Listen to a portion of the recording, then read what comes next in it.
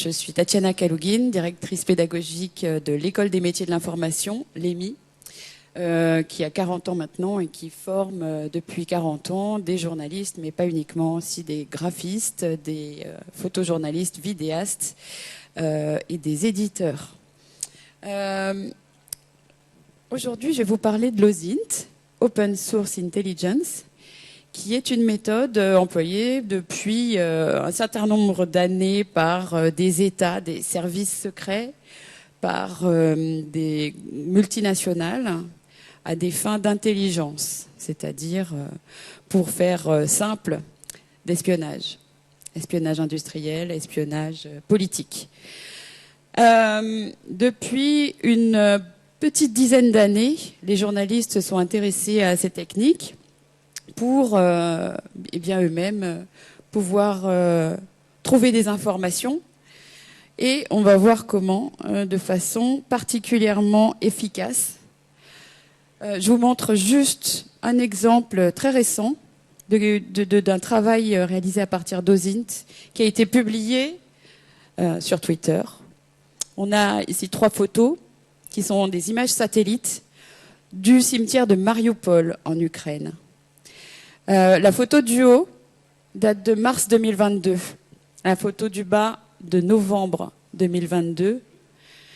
Et vous voyez que parfois, avec 2 images, on en dit plus qu'avec 1000 mots. Alors voilà, depuis quelques mois, avec la guerre en Ukraine, ces travaux d'OSINT se sont multipliés. Vous les voyez si vous êtes un peu sur les réseaux sociaux. Et si vous fréquentez quelques médias numériques, des travaux qui consistent à vérifier, à recontextualiser des photos, des vidéos, comparer des images satellites, comme celle de Mariupol, pour débunker, pour distinguer le vrai du faux. Et Dieu sait qu'en ce moment, il y a beaucoup de faux qui circulent. Donc, on voit apparaître une nouvelle forme de journalisme qui consiste à débunker, comme on dit aujourd'hui, trouver un certain nombre d'indices pour savoir ce qui est vrai et aussi débusquer la manipulation. Alors concrètement, en quoi consiste l'OSINT ? Alors d'abord, le terrain de l'OSINT est un terrain d'investigation, qui est un terrain virtuel, qui consiste à aller trouver des traces qui sont laissées par des personnes physiques, par des entreprises, par toutes sortes d'entités sur le web public depuis des années qu'Internet existe, que les réseaux sociaux existent. On est aujourd'hui submergé de toutes ces traces qu'il faut maintenant, quand on est journaliste, aller chercher. Alors aller chercher avec des outils. Les outils qu'utilisent les journalistes, ça ne sera pas la même chose avec les entreprises et les États, comme on l'a dit tout à l'heure, qui vont développer leurs propres outils d'investigation. Mais vous, moi, en tant que journaliste, nous pouvons utiliser toute une myriade d'outils gratuits qui vont justement nous permettre d'aller à la recherche de ces informations pour travailler sous forme d'enquête, de fact-checking. Ici, vous avez la boîte à outils de Bellingcat, qui est une équipe de journalistes pionnières dans la discipline et qui met à disposition du public, puisque tout est ouvert et gratuit dans ce domaine. Donc la série d'outils privilégiés pour aller chercher, vous voyez, dans Facebook, Twitter, Instagram, etc., etc., etc. Vous le trouverez facilement sur leur site. Mais l'OSINT, c'est aussi une méthode assez rigoureuse, précise, diablement efficace quand elle est bien menée. Et puis c'est surtout une éthique. Alors l'éthique, c'est celle du web ouvert, c'est celle de l'open source. C'est donc tout le contraire du hacking, du vol ou de l'espionnage. C'est vraiment du travail journalistique qui a pour but l'intérêt général. Alors vous allez me demander pourquoi est-ce qu'il faut parler de ça aujourd'hui à Presso Futur pourquoi on a besoin de parler de l'OSINT, pourquoi nous, l'École des métiers de l'information, devons-nous parler de l'OSINT. Eh bien, c'est très simple, pour 4 raisons principales. D'abord, vous l'avez compris, c'est un outil particulièrement important pour ces équipes qui font du fact-checking, et ça devient aussi important pour tous les journalistes qui veulent départager ce qui est vrai de la manipulation. Mais c'est d'abord, enfin, c'est ensuite, et ça peut le devenir d'abord, un outil d'enquête. Et pour vous, qui êtes peut-être journaliste et qui aimez l'enquête, vous pourrez constater, en utilisant quelques-unes de ces techniques, que l'OSINT est complémentaire à l'enquête de terrain, le terrain réel, le terrain indispensable, parce qu'elle vous permet de booster vos enquêtes. On verra tout à l'heure comment. La troisième raison, c'est que on en a besoin en ce moment. La confiance est vraiment au plus bas. C'est une discipline ludique, exaltante, presque addictive, qui va donner des résultats très rapides et qui a de quoi donner un nouveau souffle aux journalistes. Mais ce dont je vais vous parler surtout aujourd'hui, c'est du quatrième volet, le nouveau pacte avec le public. On commence quand même par la première partie, un outil contre les manipulations. Et là, je vais vous faire passer une petite vidéo. Vous allez comprendre assez rapidement. Hop. Cette vidéo qui tourne sur les réseaux sociaux est signée Al Jazeera. On y apprend que des supporters ukrainiens auraient été arrêtés au Qatar après avoir dessiné des symboles nazis sur la mascotte de la Coupe du Monde.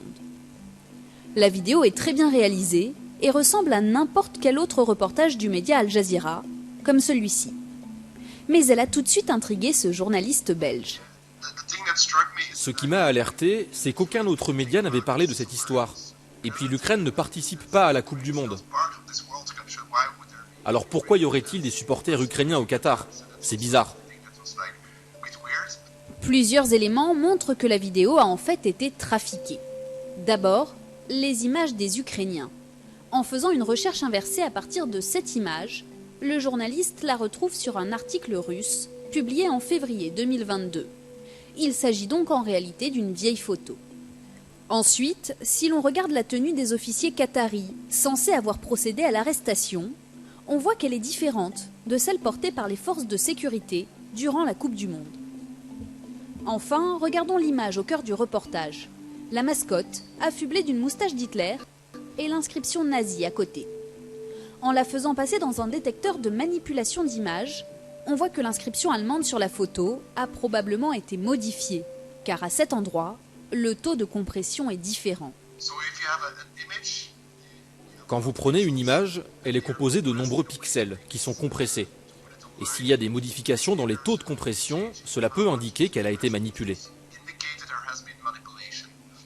Contacté, Al Jazeera a répondu qu'en effet, ce reportage ne provenait pas de leurs médias.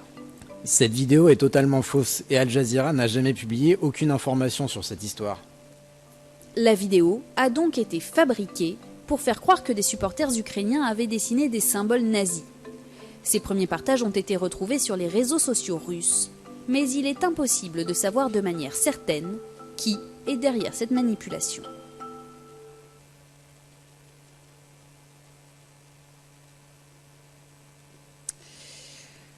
Alors voilà. Donc, vous avez vu une vidéo qui a été faite par Info Intox, des observateurs de France 24. Sachez qu'en ce moment, en France, il y a quelques rédactions qui font de l'OSINT au quotidien. Ici, je vais parler de la cellule enquête vidéo du Monde qui compte 6 personnes. C'est pas encore une grosse équipe, mais qui travaille vraiment très très bien avec des outils de l'OSINT. Donc ces fameux observateurs de France 24 qui ont commencé il y a un peu plus longtemps. L'AFP Factuel, ce sont tous des gens qui interviennent chez nous en formation, qui travaillent de plus en plus avec ces outils. Et France Télévisions qui s'y est mis et qui le considère vraiment comme un instrument de service public. Donc ils ont une émission derrière les écrans. Et puis l'équipe de Vrai ou Fake autour de Julien Pin, dont fait partie Lin Dao, qui explique ici, à l'occasion de notre dernière formation OSINT Games, comment ils utilisent l'OSINT à France Télévisions. 2 minutes.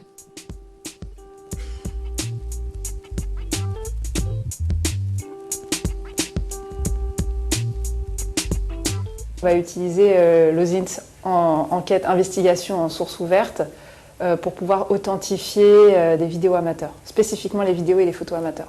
Donc on va essayer de répondre à des questions simples avec des indices qu'on a en ligne.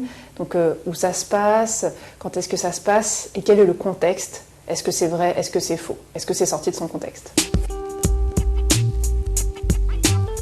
La lutte contre la désinformation, ça me tient très à cœur et ça fait partie de ma mission de service public de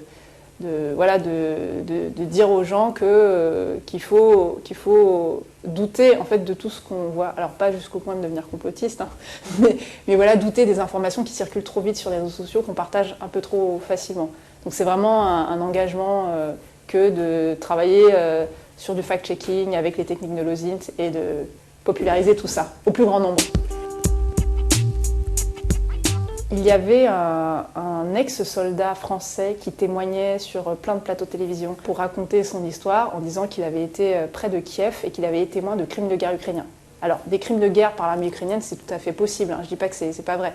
Sauf que son témoignage avait l'air un peu bancal.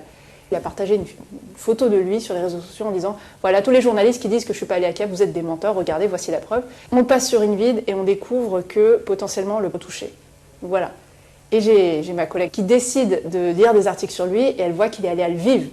Et elle voyage sur Street View et puis elle trouve l'endroit exact, à Lviv, où il a pris la photo. Donc la photo, elle a été géolocalisée à 600 km de Kiev. Et le gars, quand on l'a confronté, il était encore dans le déni.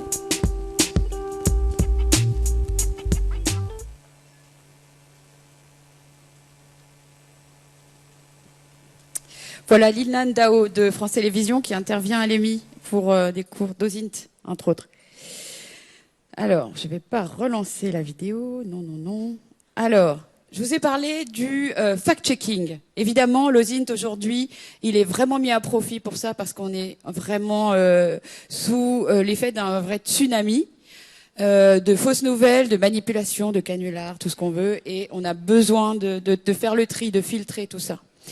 Les journalistes s'y collent, ils s'y collent bien, ils s'y pas assez, bien sûr, mais il faut y aller, donc c'est important. Ce qu'il faut savoir, c'est que ce n'est pas le seul potentiel de cet outil, de cette méthode. Pour un enquêteur traditionnel, j'ai envie de dire, l'OSINT est extrêmement puissant. À la cellule d'investigation de Radio France, et j'utilise de plus en plus ces méthodes. En particulier dans cette enquête sur les lobbies de la viande in vitro qui ont financé, selon l'enquête de Radio France, l'association L214. Et on constate que dans certains petits médias, l'OSINT peut être utilisé pour réaliser des enquêtes extrêmement instructives et puissantes avec peu de moyens finalement, puisque parfois on peut ne même pas se rendre sur place. Cette enquête de Disclose, vous la connaissez peut-être, elle date de 2019. Elle a démarré par la fuite d'un document secret qui a été ensuite recoupé, vérifié avec les outils de l'OSINT. Il s'agissait de traquer des canons de l'armée française depuis le Havre jusqu'au port de Jeddah en Arabie Saoudite, et que Disclose a retrouvé un petit peu plus tard au Yémen, utilisé contre des populations civiles. Et vous allez voir que tout ça a pu être fait grâce à des images satellites. Alors, je vous le mets au début, un petit peu après le début.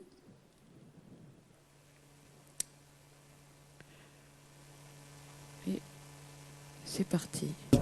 En mars 2015, les Saoudiens et leurs alliés sunnites lancent une opération militaire contre les Houthis en soutien au régime, avec l'aide de la France, des États-Unis et du Royaume-Uni. Un soutien qui va au-delà des mots.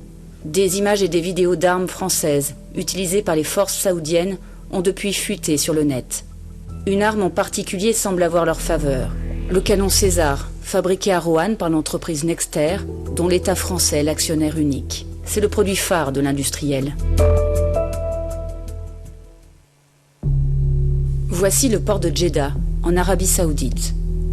Une partie des armes vendues à l'armée saoudienne transite par cette zone. Nous avons pu le confirmer en localisant 2 photos qui montrent des véhicules militaires français livrés en 2018.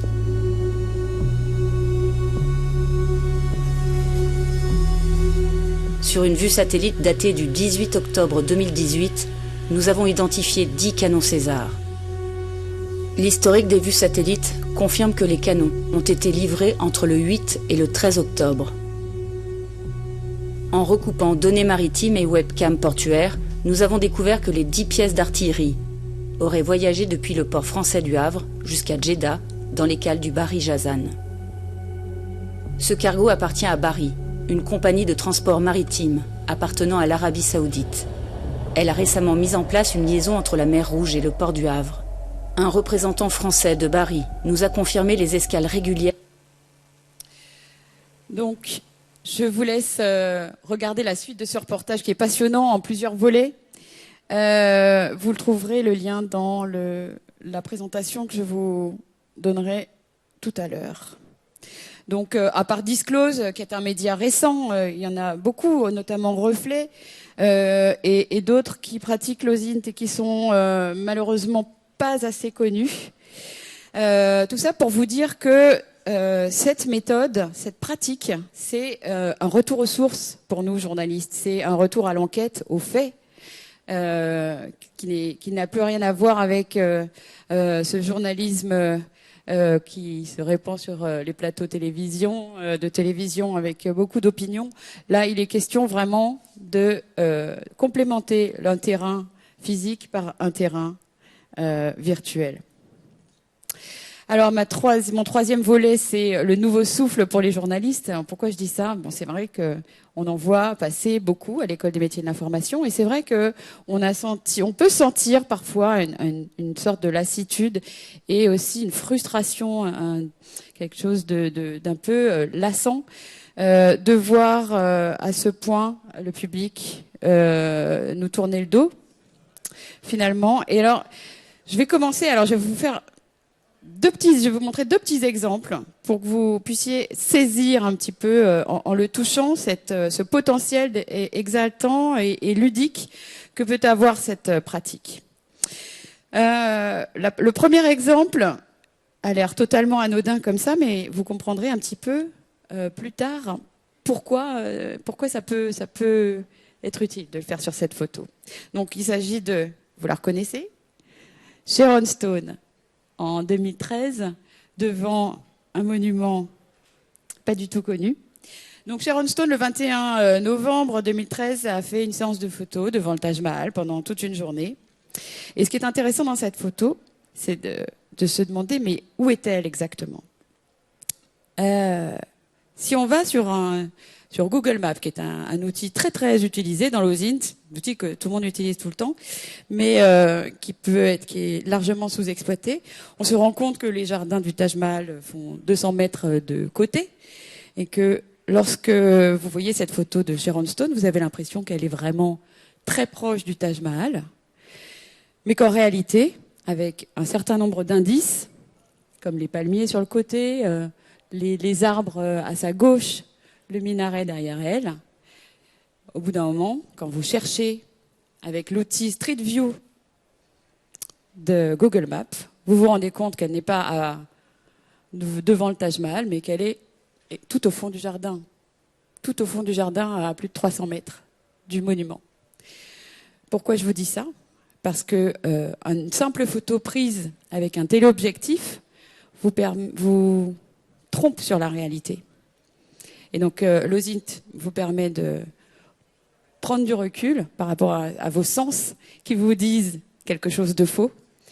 Et que ici, on est devant une photo de Sharon Stone devant le Taj Mahal, mais s'il s'agissait d'un homme devant un char d'assaut, s'il était à 20 mètres ou à 300 mètres, ça fait toute la différence. Donc je vous montre un autre exemple qui est lui un peu plus dramatique. Donc là, c'est un inconnu qui probablement a posté cette vidéo. On est le 11 avril 2018 depuis un pays d'Afrique du Nord, probablement, et avec un message. Et la vidéo, la voilà. Il s'agit d'un avion militaire qui décolle. Je vous la fais courte. La fin de la vidéo.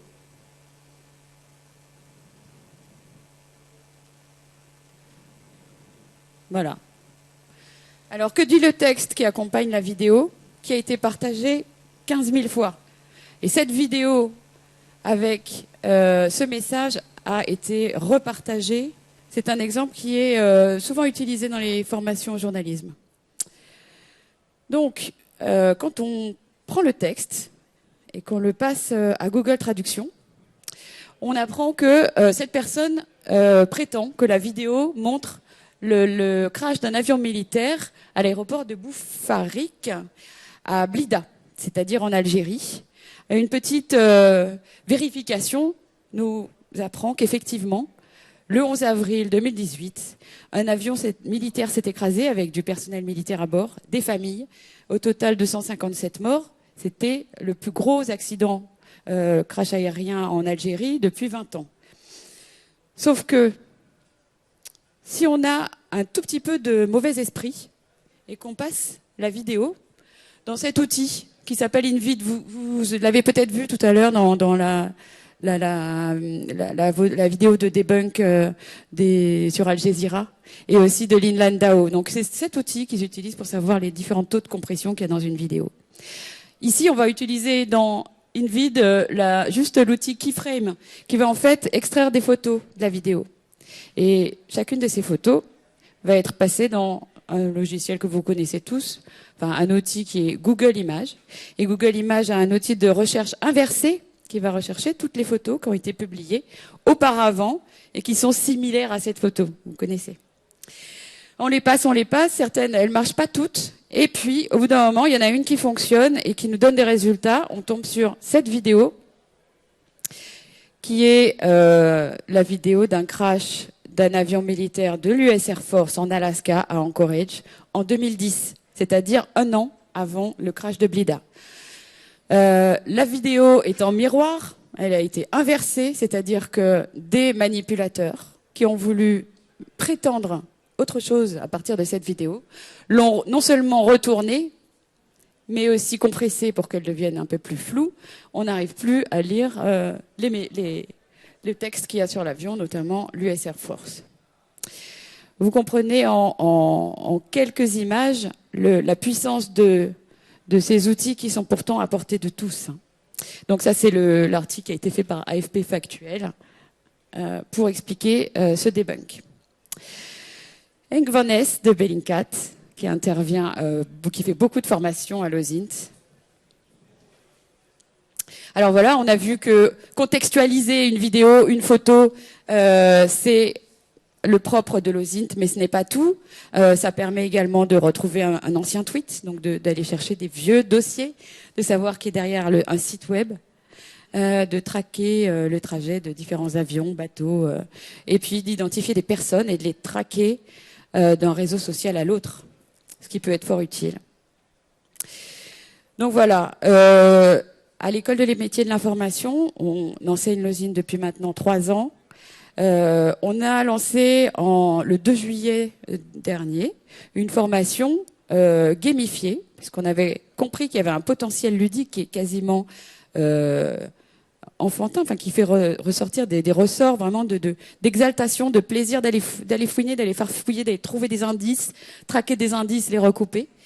Et 40 personnes ont été réunies pour finalement jouer, mais autour d'un cas réel, d'un site réellement complotiste, réellement en ligne, et ils ont pu trouver énormément d'informations sur notamment qui étaient les auteurs des articles, quasiment où ils habitent, leurs coordonnées, tout ça pendant une journée, et encadré par une équipe d'experts de la discipline qui travaillent dans des grandes rédactions, France Télévisions, Le Monde, etc. et l'AFP. Alors, tout ça nous amène à notre dernier point qui est pour moi le plus important. L'OSINT, ça va peut-être permettre un jour de nouer un nouveau pacte avec l'audience, et c'est ce que je souhaite. Et là, je vais développer ça en 5 points, parce que c'est vraiment la chose à retenir de cette intervention. Tout d'abord, la collaboration, c'est pour moi quelque chose d'indispensable, pas seulement en OSINT, mais surtout en OSINT. C'est-à-dire qu'aujourd'hui, le journaliste ne peut plus rester isolé quand il enquête. Les guerres, la corruption, les mafias, les problèmes écologiques sont globaux. Donc les journalistes doivent collaborer entre eux à travers les frontières et surtout partager leurs informations, leurs méthodes. On ne peut plus rester dans sa tour d'ivoire. Et c'est ce que nous démontre ICIJ, donc le Consortium international de journalistes, depuis plus de 10 ans. C'est ceux qui ont révélé les Panama Papers, les LuxLeaks, les Pandora Papers. Et ici, une enquête passionnante sur les shadow diplomates, ce sont les consuls honoraires, avec le média ProPublica, mais aussi une collaboration entre 160 journalistes de 46 pays. Très très grosse enquête qui est basée essentiellement sur de l'OSINT. Donc des enquêtes sur des terrains virtuels. L'équipe. Le deuxième fondement, c'est d'expliquer sa démarche.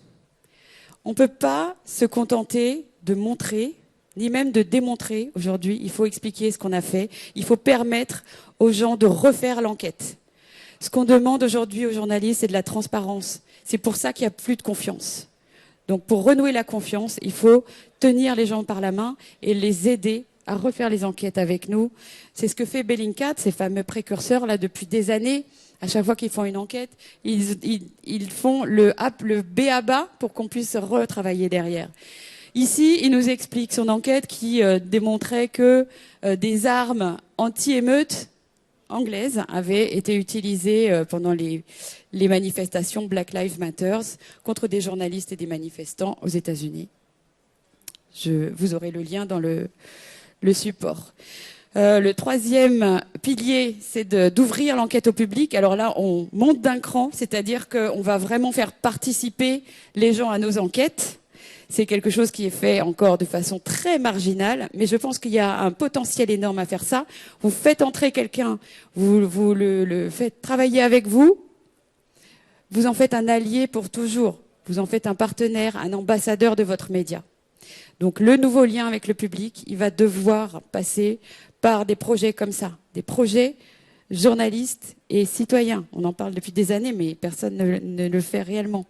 Sauf Bellingcat, encore une fois. Donc là, on est en 2021.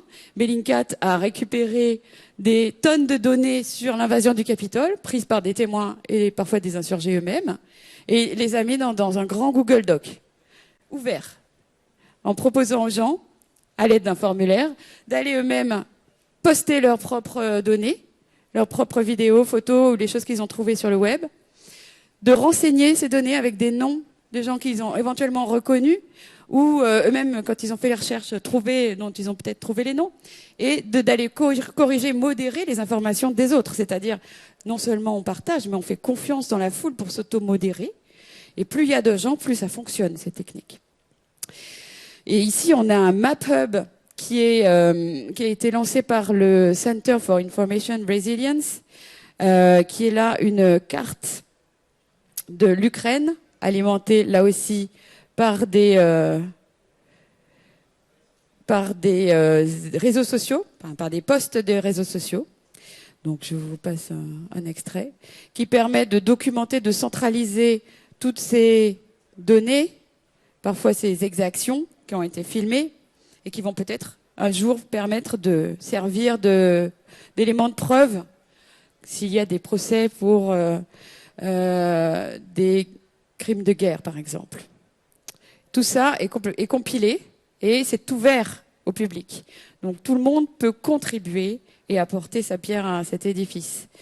Un édifice qui est trop peu, souvent, je trouve, ce terrain est trop peu occupé par les journalistes et les médias. Ils auraient tout à fait leur place pour faire ce genre de choses, mais on retrouve ce genre de travaux, de compilation faits par des gens de la société civile, des associations, même des individuels qui se réunissent en réseau, mais pas forcément des médias. Donc moi, je me dis que, et je ne suis pas la seule, il y a un terrain à occuper. Et enfin, bien sûr, si on ouvre l'enquête au public, si on leur propose de faire de l'OSINT avec nous, il faut faire de la pédagogie. C'est ce que fait les observateurs de France 24 et d'autres journalistes. Ici, on a une visioconférence avec des journalistes de l'AFP, de Bellingcat, du New York Times qui expliquent comment enquêter avec l'OSINT sur l'Ukraine. Et puis Le Monde a créé dans Discord, ce réseau social qui ressemble un peu à Slack, un canal pour discuter avec son audience, des gens intéressés, sur ces outils, faire un peu d'acculturation, expliquer comment ça marche, ce qu'on peut y trouver, répondre aux questions. Et puis il y a certains journalistes, comme ce journaliste de Bellingcat, qui fait carrément des tutos, de la formation en ligne sur YouTube. Et ce qui est génial, c'est que ça, c'est la cerise sur le gâteau. En guidant son public dans ces méthodes de fact-checking et d'OSINT, on en profite pour faire de l'éducation aux médias.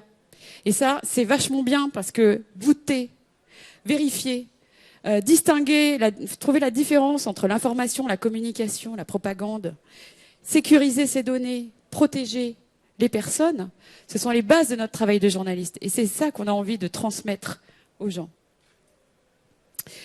À France 24, ils font beaucoup de vidéos pour acculturer les jeunes, notamment, à la façon dont ils peuvent lire les vidéos, traquer les indices, refaire leur petite enquête eux-mêmes pour vérifier que les vidéos sont justes, qu'elles n'ont pas été détournées, les recontextualiser. Et puis, ça leur permet aussi de faire comprendre aux jeunes, mais pourquoi il y a des faux ? Pourquoi il y a des canulars ? Qu'est-ce que c'est que ces manipulations ? Qu'est-ce qu'il y a derrière ? Est-ce qu'il n'y a pas la volonté de nous choquer, de provoquer des émotions fortes pour ensuite faire passer des messages, mais lesquels ? Voilà. Donc se poser des questions, douter. Et puis enfin, je vais terminer là-dessus. Bien sûr, puisqu'il s'agit de faire participer le public à nos enquêtes, il faut un petit peu encadrer la collaboration, parce que manier ces outils qui sont assez pointus, assez puissants et ludiques, doivent être quand même maniés avec un tout petit peu de déontologie et d'éthique. Je termine avec Jean-Marc Bourguignon, qui est un formateur à l'EMI depuis un petit moment. Il a fondé l'association Nothing to Hide. Et son travail, il y a quelques années, il a travaillé avec une journaliste de Libération qui patinait sur une enquête depuis des mois et qui n'arrivait pas à sortir de son enquête. Ils ont réuni 15 volontaires dans un bureau pendant 2 jours. Et ce qu'ils ont trouvé les a bluffés. C'est-à-dire que plus on est nombreux, plus on va vite et plus on va loin.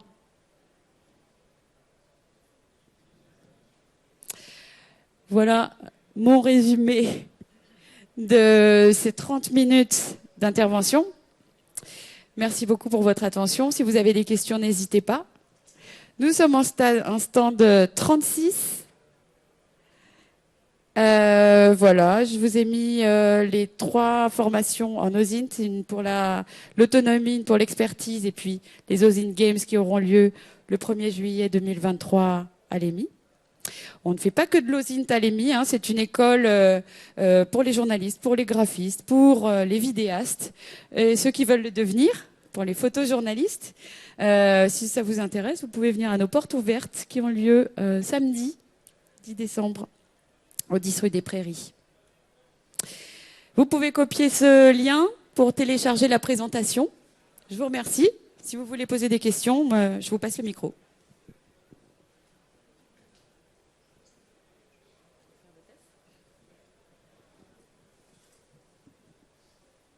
Bonjour, Marc Belloui du site Human Vibes. Je tenais juste à informer l'Assemblée que, vous savez certainement que les 2 journalistes qui ont fait le reportage sur Disclose concernant la livraison d'armes César ont des problèmes avec la DGIC, le gouvernement français, pour avoir divulgué des informations. Voilà, ils ont été convoqués. Voilà, c'est un peu lamentable, mais c'est comme ça. Mais n'hésitez pas à me contacter. Stand 36. Je vais laisser la place parce que je crois que j'ai un petit peu dépassé. Merci à tous.